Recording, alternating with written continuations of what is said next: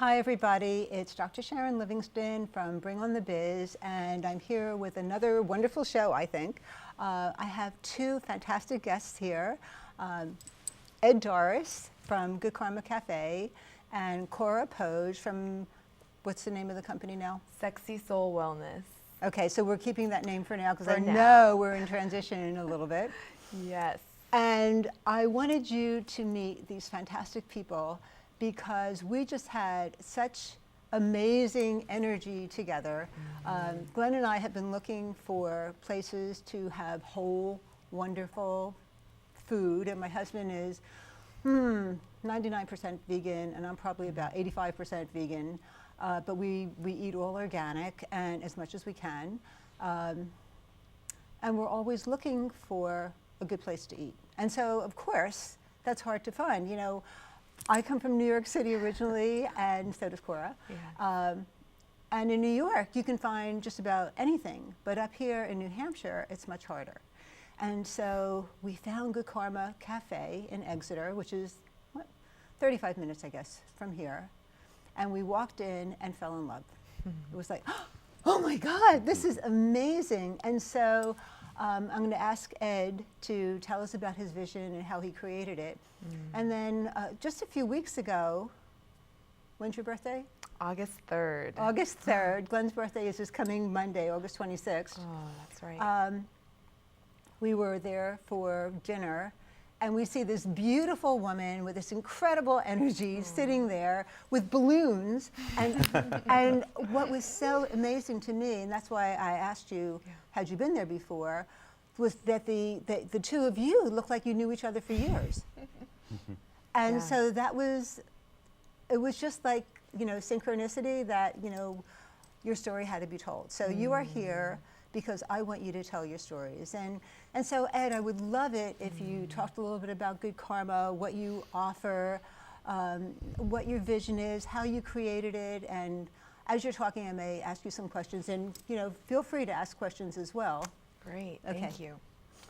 Well, it's great being here, and I'm so excited because any opportunity I have to talk about this sacred mission I have at Good Karma Cafe, it's really exciting. And already, we just started, and I already got goosebumps because you mentioned Cora and us meeting. She was at a bridal shower.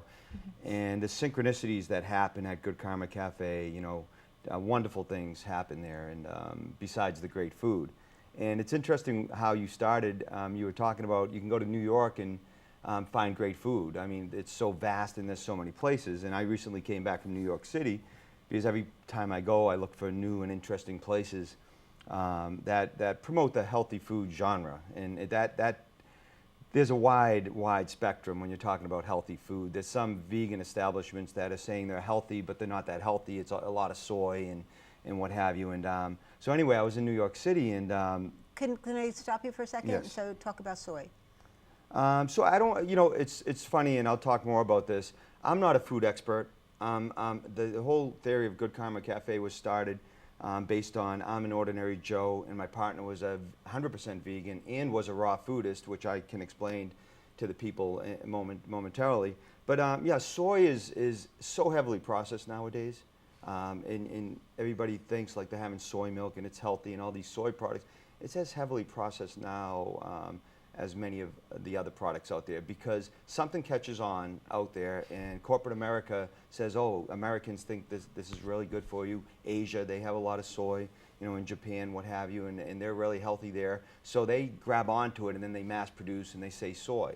So please, don't listen to me, just research, Google it. There's a lot of things with estrogen and breast cancer that really smart people on both sides debate, and I just look at case studies. So we have decided not to have many soy products at all. We have fermented soy in our tempeh products. But Right. so I think that's a big thing, you know, looking at, you know, each food product and making a decision based on the evidence out there, mainly case studies for me, because I am not an expert in food. I am not. I'm just trying to make wonderful food that tastes good, which brings me to New York City. And I went into a couple of these food places that were supposed to be really healthy, and I thought, oh, this is great. So let me try them. And I'm the ordinary Joe. That's what Good Karma Cafe, anybody can come in And find something yummy almost as well as everything's healthy. yummy. Yeah, I mean, we've had burley truck drivers in, being dragged in by their girlfriends reluctantly, and like, I don't want to go into this place. They're going to feed celery to me, and I just don't want to go in. And they have our Reuben sandwich, and they love it. So when I was in New York City, and I went to a few of these places, I didn't like the food. There are places that are really good, but the key to the Good Karma Cafe is providing wonderful service, loving service, hence Good Karma, the Good Karma name. Which you Thank absolutely you. do. Everybody there is Yeah. so delightful. Thank you. And we feel that is as important as a component nutritionally than the food itself, which is, number one, we try to do local, definitely organic, all organic. We're probably 90% organic compared to a lot of places that say they're organic and are like 50%. We're up there. We are really diligent the way we buy. But, you know, the great service, the great food, and then also building community. You know, that's why when we meet like-minded people and people on the path or people who just want to know, we connect people together and we bring people together. So in New York, you know, I've been to these places and the food's, you know, pretty good. And locally, I've been to great vegetarian restaurants that the vegetarians love and the vegans love. You said you're 99 and Glenn's like, I'm like 85 because I cheat. You know, sometimes I just feel like I have to have animal protein, and if I really feel that, I go for it. So. Yeah. So basically, Good Karma started in May of 2012 as a vegan establishment, and vegan is no dairy or no meat. It's funny how many people don't know that. And milk. No dairy, yeah, no, Oh, no right. meat. Yeah, Yes, yes, right. eggs, Right, you know, right. what have you. I was at my dry cleaners a few weeks back, and my friend said, "Oh," I asked her, "Have you been?" "Oh, no, not yet. I really don't get into that stuff. It's vegan, right? I don't like vegan." And I said, "What's vegan?" And she didn't know. A lot of people haven't been because they have this. No matter how much I try to tell them, I'm a cigar smoking carnivore, omnivore, and that we try to make food that the people like myself like and will like and enjoy, you know, to get that crossover. So anyway, I've been to many places locally and in New England and nationally. I lived in Southern California, which I loved. There are a lot of great eating That's another establishments great there. place, Great yeah. places. Yeah. And my beautiful mother of my children, she introduced me to raw food, which is any food that's not cooked over 118 degrees because the enzymes die. And she introduced me to that, and she took me into a lot of these restaurants. And the biggest problem with a lot of these supposed healthy food restaurants is, number one, I would go in and they would tend to proselytize. They would make me feel bad that I wanted Splenda or half and half, or I wanted you know, milk or whatever. They made me feel bad. The other thing is sometimes the service wasn't that great. They had the dream in their heart to provide great healthy food, and they wanted to change people's lives by having really healthy food, but there's sometimes the self-righteousness in That places turned like me off, that, yes. and that's the first thing that brings out the rebel in me. Like, there's a part of me that's a rebel. I mean, it saved my life in a lot of ways to be a rebel because I was rebelling against some crazy stuff when I was a kid. But I mean, I don't want to rebel against Good Karma. I want to join with it because it makes me happy. It makes me feel good to be there. It's just the spirit there. And I'm not kidding. I think we have to have you come back, like, you know, when things calm down, and bring some stuff. I want to do that. We're going to have to do that, and Yeah. we'll bring in some people who have not, you know, who are anti-vegan, Yeah. and we won't tell them what they're tasting, and let them taste. We'll bring in, oh my God, that strawberry cheesecake, uncheesecake, just knocked my socks off. I Yeah. couldn't believe it. It's and great food. Glenn ate almost the whole thing, and he said, I feel guilty, that tasted so good. And I said, honey, it was really fun. He said, it can't be, it tasted too good. Right. Yes. Definitely. So here's the yeah. thing. We don't promote veganism, which is no meat, no dairy. We don't promote it there.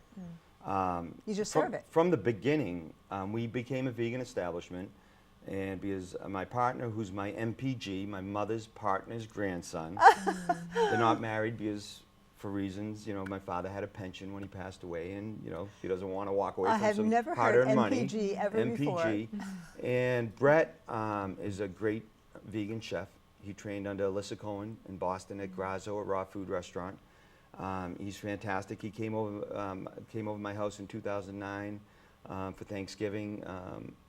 I was holding Thanksgiving at my house and invited a bunch of people. It was the first year after my divorce, so I wanted a lot of people around. He came and brought these wonderful raw desserts, which is what you said, the cheesecakes, which is non-dairy. It's all coconut nectar and wonderful food, decadent food that tastes as good as any decadent dessert you If can not find. better. If not, well, it's better because you get the nice buzz from like the cacao that's in it, but you don't get the crash. And they're diabetic friendly and gluten free, and they're so wonderful. And you know, it's just so he brought those over, and I'm a chocoholic.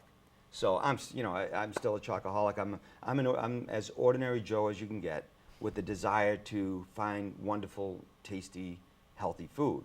So he brought those over, and I'm like, wow, that's great.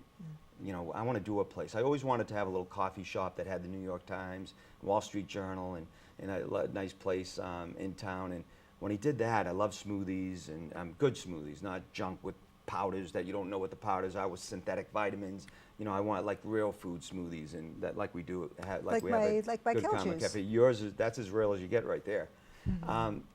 So I wanted to do that, so I said, all right, let's do it, and let's talk about it. Let's continue to talk. It took 2 years because this is some of what Cora is about, and I know what you're about, is, you know, we set limitations on ourselves. And again, I get goosebumps when I talk about it because it's such a miraculous thing when you take the limits off yourself. And, you know, I have a packaging business that, you know, keeps me busy full-time, that financed the Good Karma Cafe. I distribute infrared saunas. That's a second business. So this would be a third business, which would be quite a bit for me. I have my boys who are 10 and 16 and who are 6. You have your hands full. Oh my goodness. Yeah, and they were 6 and 12 at the time of my divorce, and I have them half the week from Saturday through Wednesday or Sunday through Wednesday. So I'm very busy. My beautiful ex helps me a lot and supports me a lot. It's a great relationship we have. We went to the Bahamas together in February, the whole family. 2 separate cabins, but the whole family. So anyway. One of the things that you said the first time that we met, and I think we've been there, I mean, we only found the place about a month ago, and we've probably been there at least 10 times since, I mean, because we just love it, was that you really wanted to make this a place for everybody, not just like, you know, the pure vegan health food nuts. This was for everybody. You wanted to introduce good, healthy food to the world so that the truck driver would come in and have a good experience. And the other thing that I'm aware of there, in my opinion, is that the prices are really fair, so that really anybody could come in and eat. You don't have to be, you know, a purist to come and enjoy it. And that's the concept that works. And when you get back to the way it was started, you know, Brett came in, you know, by the whole philosophy of having that wonderful food that you could have the crossover. You know, the big thing is doing, it's wonderful to change lives, to get somebody who comes in who's 5% plant-based and have them eat healthy, to start eating healthy and say this is good. But it all started with the birth of having Brett come over, have that food, me having the limitations, and I want to get back to this because it's so important. Me having the limitations with a few things, with me saying I have enough time, just like I mentioned my relationship with my ex. A lot of people would say you could never go on a vacation. You could never love her as much, you know, really truly love her like I did. You can't do this. Just like America with finances, I'm going to get off on a tangent here, like everybody should have a car loan. Who started that? The finance companies who have the biggest towers in New York City, they started, I have to have a car loan. So from finances to personal relationships, to this thing about food and limitations that I can't have this, when you can have anything, and Cora will get into this, you are beautiful, like she'll talk about. You can have everything, right? You can have happiness, which isn't money, which is just a true friendships and divine ideas and all this wonderful things. So the birth was, I can't do this because I'm too busy. To turning it around, I took a class at my church, Unity, on the river in Amesbury, Mass, who talks about a lot about the divine within and about abundance in life. But I removed the limitations and said, all right, show me how I can do this. I opened up, totally opened up, and said, show me how I can do this. I love how you did that. I opened up. And what happened was, when I opened up and I was ready, and I asked, and this is a lot what prayer is based on, and a lot of different religions talking about asking you shall receive. And on the other side of the spectrum, people like Tony Robbins and the self-help people will say, use these affirmations. The more spiritual people pray to open up to bring these things. So what happened with Good Karma, go ahead. Well, what I'm excited about that is, you know how things just come together? I have the goosebumps right now. Because just last week, somebody that I work with, a partner that I have in Israel, told me that he's reading a book called Affirmations, not affirmations, but Affirmations. And it's written by someone who had religious training. And he said that affirmations are great, and if we don't believe them, it's hard to bring them into being. However, if you ask a positive question, our bodies, our brains, our souls are created to answer those with positive results. So also, if you ask a negative question, that'll happen. So if you say to yourself, you know, why am I such a jerk? You know, unconsciously and subconsciously, you're going to come up with all kinds of answers, and your jerkness will go spiraling down and down and down, right? But if you ask, you know, how can I create good karma? How can I create good karma? How can I create good karma? It spirals up, and you will work on that. And it sounds like, you know, asking you shall receive. You were asking, and between whatever gods there may be and whatever positive in Ed, you made it happen. Things came to us. And you're making it happen. Yes, things came to us when we got to the point of deciding on a menu. We opened it pretty quick. I had a friend who owned the building that needed a renter. He came to us. We said, well, that's not going to work for that rent. And we started, and I wanted to be downtown, not on that side of town. Then he came back again. We're saying, oh, maybe this won't happen for a few years. Then he came back the next Saturday with this offer because he really wanted to see our mission, go forward with our mission. And I'm like, when life presents, you can't say no. Well, you can, Again, but how ridiculous would that be? In the situations like this, I couldn't say no. And so I was forced to get into this thing in a good way. And so we moved forward, and when we were talking menu, Brett was a vegan. He said, I'd really like to do vegan. And I said, what's that? And I said, oh my God, these restaurants have challenges, you know, succeeding out there. And I'm like, all right, Brett, if you can make food that me and my cigar smoking carnivore, of course they say carnivore, a lion's a carnivore, an omnivore eats meat, you know, dairy, and you know, everything. If you can make food that passes the test and can get by my palate that I like, you know, I go down the Epping cigar shop, I haven't been there in a few months, you know, on Fridays or every few Fridays, and this guy makes all sorts of meat and seafood and wonderful dishes, and we'll smoke a cigar and relax. And I said, if you can make food they like, we may have something. Can you do it? And he said, yes. Because I only wanted smoothies, raw desserts, wonderful baked goods, coffee, and wonderful reading materials, and let food be thy medicine. You can do anything you set your mind to. We love you. We wanted to build people up in that. But then the food came along because the building had 2 stories. It had a wonderful patio. The food came along. So I put that challenge out to him, and he said he could. And so he made this wonderful food that I love, the breakfast sandwich, which when he told me what was in it, Asian tempeh, it's tempeh bacon, breaded tofu. It's one of the only pure tofu things we have, on an Ezekiel whole grain muffin with our own vegan cheese sauce that is like better than any other cheddar cheese sauce out there you could have. I hate tofu. I really don't like tofu. You would like a sample. I really don't like that. Making me hungry. And we want to do a comic book that shows Ed the cigar smoking carnivore and Brett the hip vegan with my hands tied behind my back and them forcing it on me because I didn't want this thing. When I had it, I said, but this is better than Dunkies. I've had the Angus breakfast sandwich there, and this is better than Dunkies. And that's what we're about. And anytime you're in there, like you've been in there, 2/3 of the people are just regular guys like me. And that's when I get excited. That's when I'm like, when you look at different health food restaurants out there, I haven't really found one that really has the mission of catering to the 70% of people at Disney who have the bellies hanging over their side. I love Kelly's roast beef. I was there, and I grew up on it. It's great. But when I was there the other day, I saw quite a few people who, you know, were heavy. And Brian, the owner there, has done a great job. Salads, great salads. So he's even moving towards feeding people healthy foods. But we really wanted to do the no meat, no dairy, and so we did it, and we're successful. More recently, I found we could expand our mission by going into a vegetarian menu.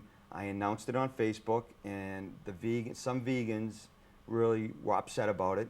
They thought we were They said we were going against our core constituency by doing that, and one of two said they weren't going to come back. So how is vegetarian different? And I lovingly told them, though, I salute your mission. Animal rights, I salute your mission. But my mission was never, I don't really care. I'm sorry about the vegans. I do care, but they're not, you're not the vegans, the vegetarians, the raw food. I'm not concerned about you. You eat healthy. You're having a kale, lemon, ginger smoothie right there. You're going to be okay. As long as there it is. As long as you don't stress out about it. Oh, they don't have this, they don't have that. I know raw foods that are like, there's more stress that causes damage to the cells because there's concern so much about that. So I don't really care I care about 90% of America who, when you go down the grocery food aisle, it's all processed, a lot of garbage. Right, they shop in the middle, not around the perimeter. So my mission is that group of people. While I love you guys because you support us, you're the backbone of us, I don't want anybody saying, I told them that's not my mission. So what's the difference between vegetarian and vegan? What does vegetarian do that vegan doesn't? Yeah, vegetarian, like I want a cheese pizza. I know so many I see. no meat, no dairy people that come in that their family members don't come in because they don't like, we use Daiya cheese on our pizza. I don't like it. I'm not a big fan of Daiya. A lot of people do. Right. It's an alternative. I like cheese pizza. So Daiya is a cheese-free cheese. Yeah, yes. So the cheese, regular cheese pizza, vegetarian pizzas, I could expand the market. I could have more, and it's not about, some said, oh, it's all about money, and we know about, it's not about money. It's about, I have my other businesses. I do want this to grow so I can make money, so I can give more, so I can support more, so I can expand more, so I can empower more people on my team. I want to do that. So you want to could grow. open up a Good Karma right here in Londonderry. I would love to with your help. That's what I want. And New York. Yeah. So it's important, but it wasn't about the money. It's about people not coming in. Family members, oh, he's going to go get a pizza, at this other place. If they come in and they try on cheese sauce that's vegan, they'll love it. It's awesome. And they'll have it. It's awesome. I'm probably 70% vegan, and one of the vegans said, oh, that's like being 70% pregnant. And it's not true. It's not true at all. My life has changed because I eat this food. My body craves this food now. I will still not put parameters on myself or restrictions. I go out and have fun. I enjoy people, being with them, and I don't have any restrictions. My body wants this food. That's what it happens, really right? does. And my soul wants it, and it's a great thing, and we're doing great things. And the beautiful thing about it is people like Cora. I can't wait to hear about her business and what she's doing. She'll talk about it, but she was out in New York City with the big sign, "You are beautiful," and she'll tell you about it. And she showed me this when she was at my cafe. We attract so many people who, I like to say, that are awake and who are out there and who love people and want to help people. Somebody said, what do you think of the world? What's going on in the world? It's good, it's bad, isn't it? I say it's good because people like Cora and yourself who are out there, who are loving, giving, serving, you can't help, but even if you don't think you're having an effect, I have a feeling it is. It's making a profound effect on people's lives, and things are getting better and more beautiful out there. And that's what I see, and that's what I hope to contribute at Good Karma Cafe by having wonderful food, wonderful service, bringing people together. Like you Fun guys just music. Connected together Fun that day. music. When I came down and I saw you guys talking, I'm like, that's so cool. And my friend Sandy yesterday, I said, oh, you're going to meet Cora. And they had a similar project, and that's great. And then a guy comes in from a few towns over, and he got a bad health report, and I connect him with one of our people, and now he's there like so much enjoying and saying, oh, I'm cooking this way now, I'm having fun. I'm probably 50%. I said, don't even worry about 50%, just enjoy this life-giving food and building these people up. When they say, I can't, it's difficult, I'm on a diet, don't go on a diet. Don't ever go on a diet. Enjoy healthy, wonderful food. Start loving yourself and do these things. And that's the blessing to me. I agree. I'm trying to give, but the blessing to me at Good Karma Cafe is I meet wonderful people who are open to improving their lives, who are open to the unfoldment process that you and Cora are helping them with. And I hope to do All in a three very of us, small yeah. way. So, yeah. Yeah, I think it's true. And with that, so how did you come to Good Karma that night? How did you come into my life and his life? Yes, it was fate. I was in town for a bridal shower, and the host of the bridal shower knew that the bride would love a vegan, raw mix of food, vegetarian. And so Good Karma Cafe was ideal. But how did you learn about it? So I knew nothing about the place and before coming, and then found out just by way of the party. So somebody mentioned it at this party that The party was at the Good Karma Cafe. So yeah, it was upstairs in the upstairs area. Oh, I didn't get that part of the story. Exactly. That's why there were balloons. She doesn't carry balloons everywhere she goes. Well, balloons I left might over from the party. start doing that though. It's a really But good idea, it was right? it was really fun to have them. That's a great way to meet people. I mean, because we had a comment on your balloons, and Exactly. I really thought that somebody had dropped you there, and you took your balloons with you because you were celebrating your birthday. So that's really funny. Yeah. It is. So the party was upstairs. Yes, so the bride is a holistic health coach. That's how we met at wow. Holistic Health Coaching School. And so her sister very wisely knew that the Good Karma Cafe would just be an perfect. ideal home for it. How many people were at that party? 20? Yeah, about 20. About 20. 25, yeah. Do you know I have yet to go upstairs? I have not made it upstairs. Glenn said, "Oh, you have to go upstairs. It's so cool upstairs," but I haven't been upstairs yet. Nice seating for larger parties. There's a sofa, chair. We have meditation on Mondays and tappy hours on Tuesdays. Fantastic. And I have EFT my stuff, infrared yeah. sauna spa on the second floor. Infrared sauna, you can go on our site, click spa, and go have an infrared sauna session. That's on the second floor. And more importantly, if you go downstairs, there's a very small bathroom. Please go upstairs. You can do pirouettes in that one. It's so big. Oh, So my anyway, goodness. They had a great time, and a lot of you were healers and holistic people and health coaches, and one has a company in D.C. that feeds, caters, and delivers food, this healthy, wonderful food that I do to the masses. Wonderful. That Wow. your friend, awesome. And then she does it through that way, and you're doing it through the soul. And what a great group of people! It's amazing. So tell us about what you do. What is Sexy Soul Wellness? So I can really relate to your mission, because the mission of Sexy Soul Wellness is to teach and learn about soul-centered intuitive living from an accessible place. So in other words, many people come to me and like becoming vegan or raw, they think that becoming more spiritual or awake or intuitive means they have to shave their head and move to India. And I believe that we can reside in our soul and our intuition in every moment, anywhere, just in our normal lives. Wherever that is. Wherever that is. And I joke that if I can do that in the middle of New York City, then Absolutely. it can be done anywhere. Tell us about totally that. agree with you. I want to hear more about that. Yeah, well, so I don't really meditate formally, and my intention is to meditate, is to have life be a meditation. So I consciously slow down my breath in every moment, and I stay out of my head as much as possible and in my soul and in my essence.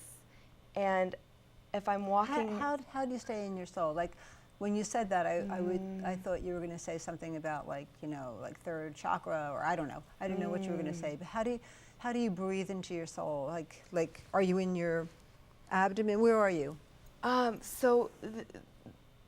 The way, first of all, I check, and if I am having any thoughts, I'm not in my soul, because there are no thoughts in the soul. So if I'm thinking, if I'm in my head about anything from the past or the future, then I start to pay attention to my senses. So I feel my feet on the ground, I feel the breath coming in or through me, really. I touch whatever's around me, I smell, I listen, and I become almost like a newborn child in terms of just in awe and in just really in my senses. In the moment. In the moment. And that, I had this incredible moment where a client texted me actually, and he asked, out of nowhere, it felt like, Cora, how do you live in the world so peacefully and so calm? And I just typed back, I rarely, if ever, think. And truly, like a car loan or a house payment or all the rules out in the world, or the so-called rules, I think thinking is totally overrated. And there's so much of an emphasis on it in our society, and yet I don't believe it's necessary very often. And yet, you've thought through a whole program, and you've been in school, and you have to think to learn all about, you know, health and wellness, and so how does that work together? Well, for me, every decision that I've made since really aligning more with my soul, every action I take comes from a voice of inspiration within. So it doesn't come from here. Nope. I stopped living by shoulds and what's right or wrong a long time ago and started to listen to my truth, capital T. So it's even when I'm hearing the message, design this kind of a program for people, design a soul-centered living program. It's not like I thought of it, it's like it came from here. I have to interject too, because it's the same exact thing for me. I didn't think the idea of Good Karma Cafe. All the beautiful, wonderful things that are changing people's lives and that people say, oh, that's amazing, just how she described. I did not think. It came to me. It was a divine idea. That's abundance. That's prosperity. People think it's money. They think it's all this material stuff.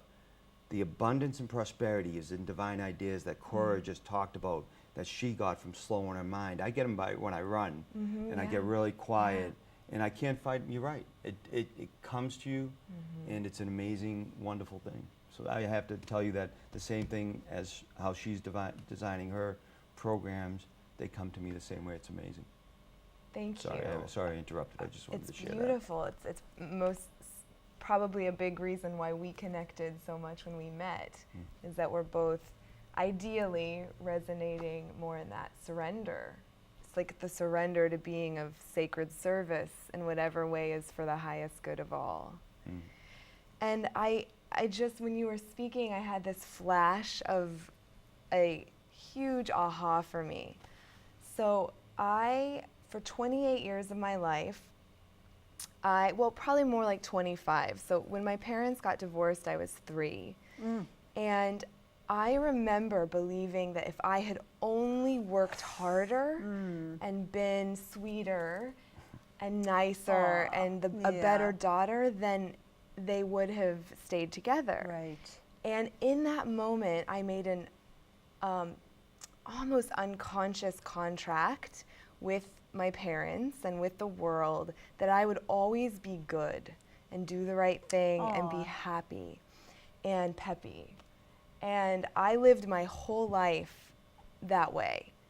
And it worked for me. I mean, I would work my way to being the president or the head or the leader of any organization, any school. I was a social butterfly, would know everyone. I was constantly running from one thing to the next. Taking care of everybody. On. Absolutely. And I had a moment in Costa Rica where I felt intuitively called to go to a retreat there. And the leader came up to me on the plane, and he was actually the president of my holistic health school. And he looked at me and he said, "So Cora, what are your intentions for your time in Costa Rica?" And I said, "Oh, well, I'm going to learn to surf, and I'm going to go ziplining, and I'm going to make friends with everyone, and I'm going to have lots of connections going on." And I just blah, blah, blah, blah, blah, blah. And his name is Joshua Rosenthal, one of my mentors and heroes. He's very in his soul. I couldn't have explained it that way then. And he said to me, "Can I be real with you? Can I just cut straight to it with you?" I said, I think so. Like, really? And Not then sure? he said, it might rock your world. And from someplace I didn't even know existed within me, I said, please tell me then, because my life has been so like this, and I need to have it be shaken. And he said, Cora, I've been watching you at my school for a year, and you are a 10. And I was like, oh, thanks. And he said, no, a 10 at being on. You know just what to say before, you know what people want to hear. You're very intuitive, but you're BSing. It's okay, it's wow. Everyone. I think we've all heard that word. Yes. Say it like it is, right? Yeah. And he said, most of all yourself. He said, are you exhausted? And I just probably exhaled for the first time since I was 3. Yeah, totally exhausted. And the tears started to come, and he said, your one intention, Cora, in Costa Rica is to allow yourself to turn it off. And I lived that week on the exhale. I lived as an observer. I rarely talked. I walked in nature. I sat on the beach. I connected to source. I just was. And it's funny you'd mentioned the running as a source of divine guidance for you. The last day in Costa Rica, I turned over a card, a tarot card. I do that sometimes in the mornings for guidance, or sometimes with clients during sessions. And the card was the soulmate card. And my ego started going, oh my gosh, I met my soulmate. Wait, like I'm married. This is wrong. Like, what's going on?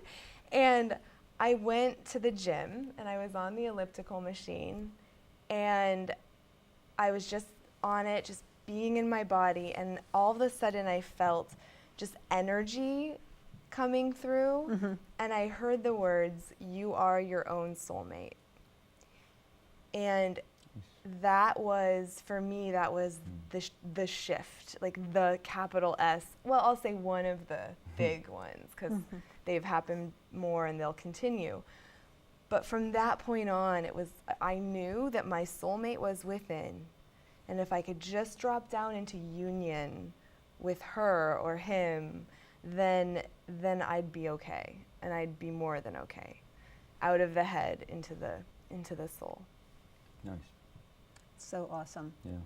And you know, I resonate with the intuitive when I didn't prepare. You don't see any notes. I just knew that I could come in here and invite you to talk, and that would be fine. But now, of course, I've been interviewing people since I was 3. Yes. And I started interviewing my mother to get her to talk to me. So We didn't prepare either, right? Right, exactly. So I knew that it would be very, very easy to talk to both of you, because we already had that connection. Yeah. And lots of times I'm forced into having a script. I have to write it out for my clients when I'm doing interviewing on particular issues. But I have that there. But what I do is I connect with what's there when I'm interviewing. So I totally get on the intuitive level. And so how did your business start? How has it changed? Where is it going? Oh, yeah. So my business began halfway through my program at Integrative Nutrition. Which is a fabulous program. An incredible program. Yeah. It really mirrored back to me my authentic self. So I am very much in awe of the program. And halfway through, I could start seeing clients. And much like you were born interviewing or with intuitive interviewing gifts, I believe part of my calling and my birthright here is coaching and guidance and healing.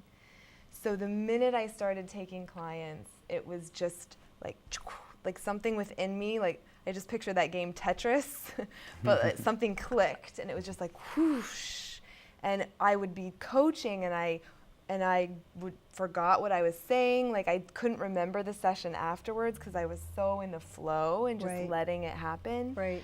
So I started doing very traditional holistic health coaching, and my target market was stressed out women who were trying to be super women, trying to do it all, which I had don't been know me. any of those. Yes, right. And so that had been me. I was healing from it, so I thought, what an ideal target market. My business started with just a few friends and family who were willing to give me a shot, to go out on a limb for me and for them and for themselves. Sure. And two of my first clients were my sister and my dad. That's so cute. Oh, they're so sweet. It was so sweet of them to join Volunteer. in. Yes. And from that then on, it really it started to organically just catch on. So word of mouth, and I started teaching in the community and doing teleclasses, and I was mostly focusing on healthy eating. Which And is a huge deal to do in New York City, because it's not like you're without competition. There are a lot of people doing that. I mean, there's even competition up here, Yeah. but nothing like it is in New York City. I mean, it's really, really hard. So for you to have done so well in such a competitive environment is like amazing. Thank you. And that's where because I would have moments of, oh, there's so many health coaches in my area, and who am I? And that's when I would drop into my soul and hear, yes, and everyone has a unique mission and message. Everyone has a unique style. There are more than, it's abundance mentality. There are more than enough prospective clients for all of us. I mean, there's more raw vegan places in the world, vegetarian places, but there's no place like Good Karma, and in Exeter. And I think that's really, really something that's served me greatly. And so I built my business on doing a lot of health coaching. And then part of my journey was about 5 or 6 years of fairly severe rigid eating, dieting. I call it orthorexia, which is a term of over healthy. I was one of those people who was so rigid about the healthy ways of eating that it was just not working for me. And I was in total body loathing. I had complete self and body loathing, body image issues. So that was my next stop on my personal healing. And I healed that lifelong journey, but did a whole lot of healing with intuitive eating, which I really hear you speaking to, and you as well, which is tapping into the body. Do I need animal protein right now? Sometimes I do. Exactly. Right. Do I need something soft or sweet or cold or whatever crunchy. It might be, crunchy? Where am I at on the hunger scale? I had totally lost sight of when I was hungry because I thought hunger was bad. The devil. The devil. Exactly. Those are the words coming up for me. Yep. So I learned how to listen to my body, become more one with my hunger signals and my full point. And I began to really love this amazingly wise vessel.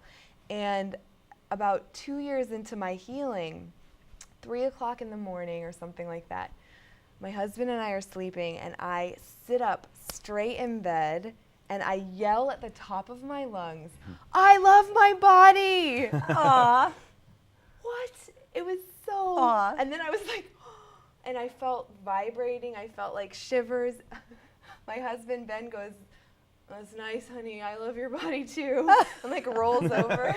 And I get up and I go to the mirror, full-length mirror, and I just look into my eyes. And I just really see myself, my essence, in the way that I see yours. And I see yours. I finally saw it in me. And it was this just falling in love, divine, unconditional love of all of me. And that was right around the time I took a You Are Beautiful sign around New York, because up until then, I'd been trying to tell people how beautiful they are, but I didn't believe it for myself.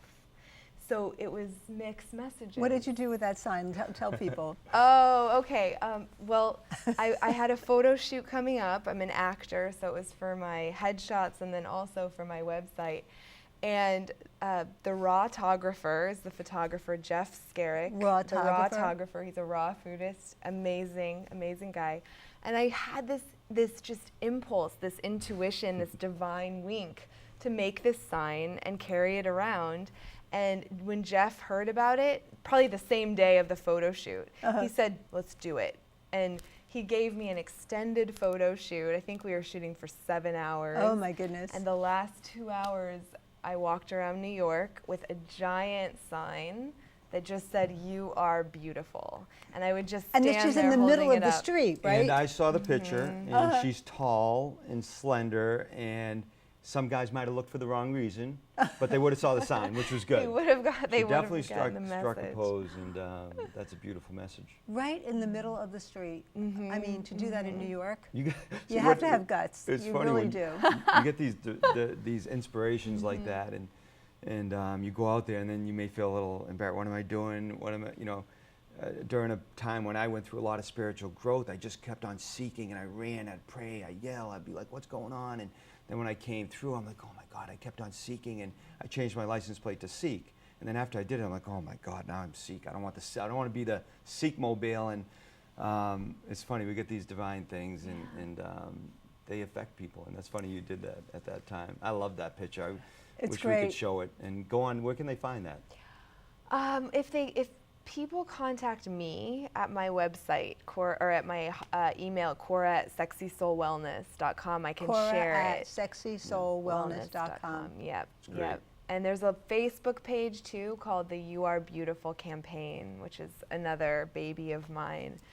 But I really. Oh yeah, we want to put that in the cafe too. I Oh, want to get great. You have to send me a picture so I can put it in the cafe. will. When we walk in, there's a sign that says you are beautiful. You're an amazing human being with potential. And then I saw that, so I want to hang you up there too. So Thank anyway. you. So, you know, I want to tell you a quick little story. Yeah. A couple of years ago, I was working with you know, like a master from India who was trained in all of those kinds of techniques. And I've never been to India, but he had been there like 19 times or something. And he took me between lives, like, you know, in a kind of hypnotic meditation. Yeah. And do you know who Lakshmi is? The goddess. The goddess of abundance? Yes, yes. So she's the Hindu goddess of abundance, and I've always been kind of drawn to her. So in this imagination, was it a dream, was it real, doesn't matter, right? I wear her.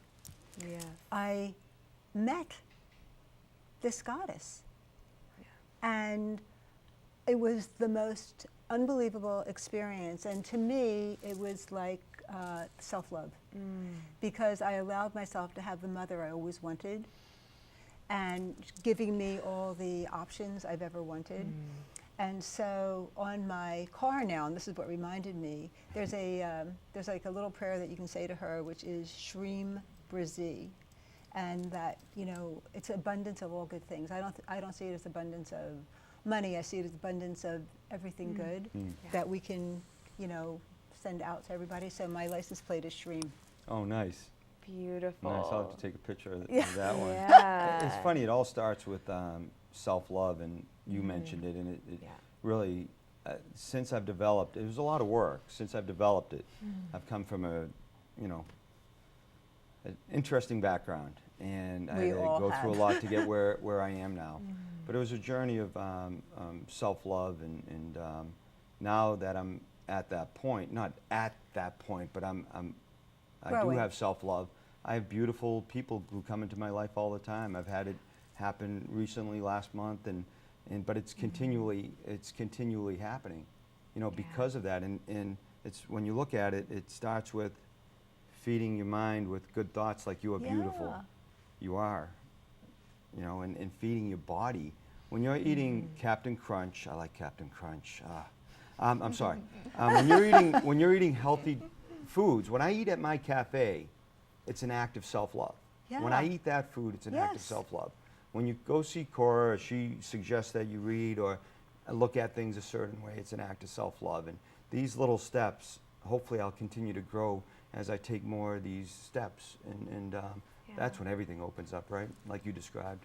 And so, Yeah, Cora, if I absolutely. was working with you, Yes. just to give a little bit of an example, Mhm. if I came to you because I want to get more in touch with that, can you give a little example? I'll give you a guinea pig of how we might work together. So first I would do an assessment, which is all very energetic. And I find myself doing assessments All when the I time. just anytime I meet someone. That's what I did actually with you. And I felt so safe with you because you were so in your soul and in love and light, and you too. So if you came to me, I'd probably say, you got it going on. But I would sense where they were at on that level. And it's almost like a percentage. Are they 50% connected to the soul, 60, 70? And I have processes that I can teach and go through with clients that will help them hear the voice of their soul, recognize it, hear it, and then have the courage to take action and live from it. Examples of this are anything that quiets the mind. For example, like, Well, meditation for some people, running for some people. I prefer time with my cats where I just join energy with them because they're fully in their souls. They don't go to their heads. Time with kids, morning pages, journaling. Also, something I do a lot with people around how to release emotions, because our soul doesn't have emotions. The ego has emotions. And there's something called spiritual bypass that I had for myself, and I see it in a lot of my clients too, which is spiritual people are like this, so I'm going to be like this, and I'm going to always be calm. The truth is that we're souls having human experiences. right. So when I feel anger, or I feel sadness, or I feel frustration, Or fear. the goal is to release it, not to push it down. Right. So for 25 years of my Right. life, I was what I call a sugar volcano, where I was pushing down all my anger, all my sadness, pretty much, and I was spewing sweetness and sugar, and I was going to break. And so I help clients who have pushed all that down let it up with me. So a lot of times my clients are on the call swearing and yelling and just like releasing, because I'm sitting there going, I love you. I love you exactly the way you are. This is great. Like, let this up and out. Because to connect with our soul, we have to clear the muck that's like here. Right. And if we don't clear it, it just gets Stuck. stuck. Exactly. All depression, in my opinion, is stuck emotion. Right. Stuck. Anger So- turned inward. Exactly. And a feeling of I shouldn't feel this way. Right. So it's the judgment on the way we're feeling. Boom, boom, boom, boom.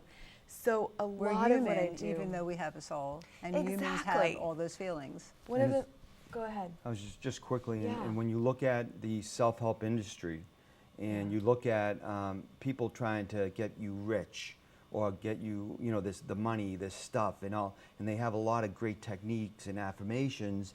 But when you have that guck, when you hate your ex, and you hate this one, and you have resentments, she described it perfectly. When you have that muck, no matter how far you go in the process with all the self-help stuff there, if you don't clear that stuff away, that's going to block the abundance that you talked about, that you Absolutely. had that walk through. And if you don't get rid Right. of that, right? That's what happened Exactly. for me. Once you're rid of that, all these principles that we talk about and that are out there work, but like you Exactly. described. Exactly. And so and I've noticed actually in my own self and my clients, when we start to naturally, organically, and consistently release emotion healthfully, we release weight.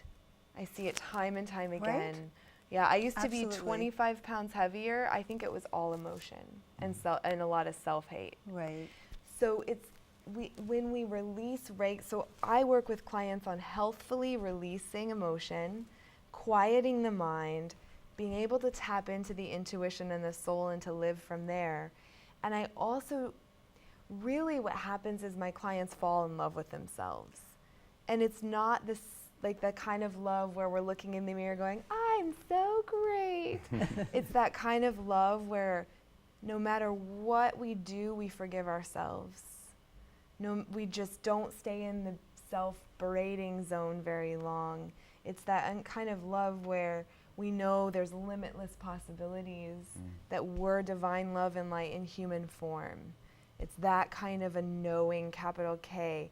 And I help clients go from a place of talking about the concept of self-love and what that could look like and living it. Right. And you know, to your point, I think that no matter how upset we are with other people, the real upset is with ourselves. Always. And you know, you look at the meanest person, Yeah. just know they're even meaner to themselves. I mean, they're just beating themselves up like crazy. So if you can get in touch with that, if you can release that, I mean, it's sort of like, you know, Ebenezer Scrooge, right? Like that kind of realization, and he goes from being such a cranky old man to a loving, giving person. It's work, but it's worth it, right? It's a lot of work. It's not nothing easy, but it's worth it. It's simple, but not easy. Yes. That's one of my healers, James Ray, amazing guy, says it's simple, but not easy. And yes, I love that everything's a mirror. Every judgment I had on my parents for their divorce was self-judgment of some kind, and all of it. And so it's been an amazing healing journey to move from, oh, I forgive my parents, to I forgive myself for the judgments I have towards my parents or had towards my parents.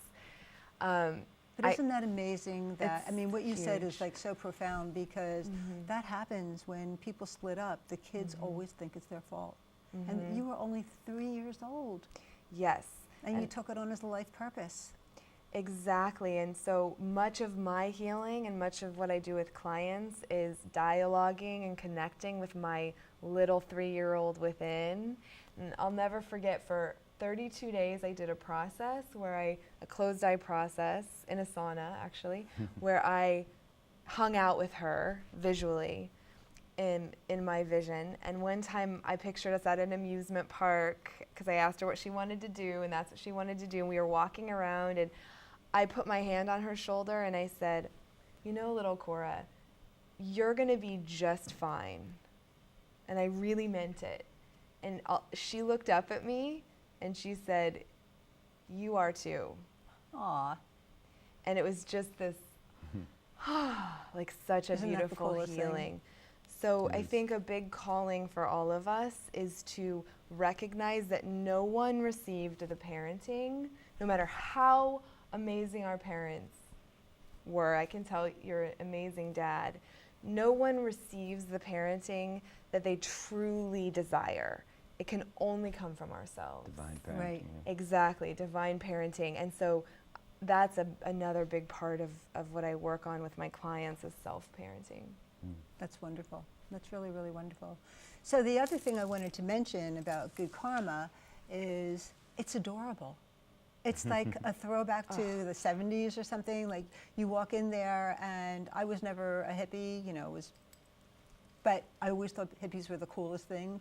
And there's kind of like that college hippie freedom, a feeling of freedom and innocence and possibilities that you've created there that is just delightful. It's really, really, really delightful. Yeah, So, thank you. It comes from Vienna has coffee houses that they call the public's living room.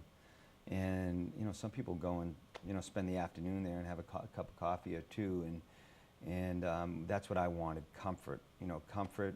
The good energy comes from people. People love the And good wireless. energy. Wireless yeah, is we have cool. wireless, yeah. The kids from Exeter High School or Phillips Exeter Academy go upstairs, and I've seen 1 or 2 pass out on the sofa, the meditation chair that's on the floor. And we want to make it really comfortable, again, nurturing. We want to be nurturing. and We like, wanna, you know, music.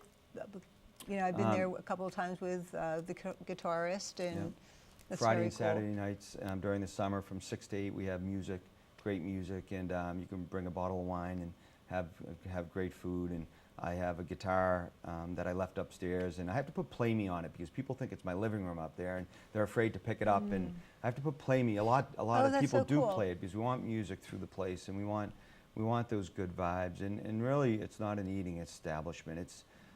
I don't even know what the word is really. I mean, it's everything Cora talked about. That's what we're about there, and that's what we want to promote. You know, the self-love. We care about you, and people on different, and no judgment. People on different ends of the spectrum. You know, whether they're 10% connected or that, it doesn't matter. You know, we want to show them that life is beautiful. You are beautiful.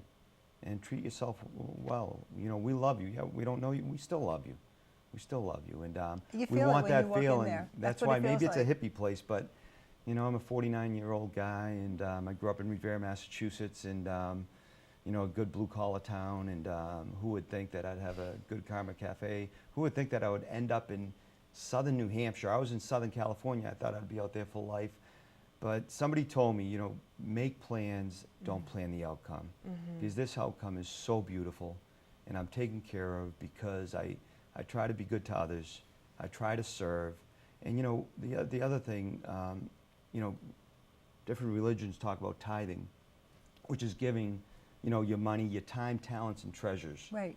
That's why at Good Karma Cafe and myself, I give 10% of my income away. I try to give my time away. Right now it's difficult.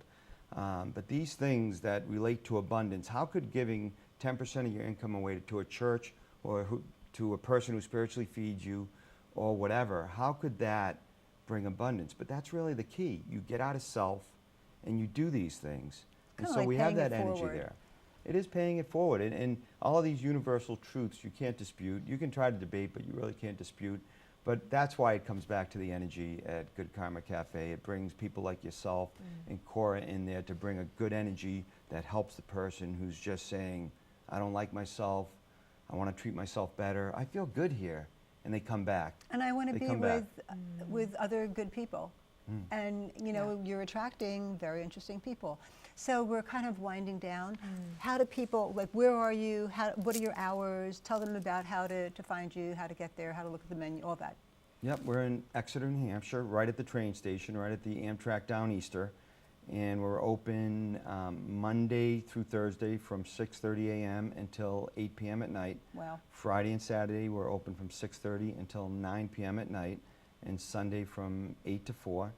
So come on over. Like I said, you could take the train from Boston or make the trek really? from Londonderry. You can make the trek from Londonderry. 101 We have people. to exit 9 to 27.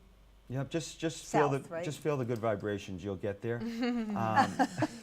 You will. Ooh, it's drawing me. Yeah, you will. And yep, we have great hours. We're there. We're there, and we'd love They to are have wonderful you come down. hours. We have Yeah. people who come. The funny thing about it, we've been open a year and 3 months.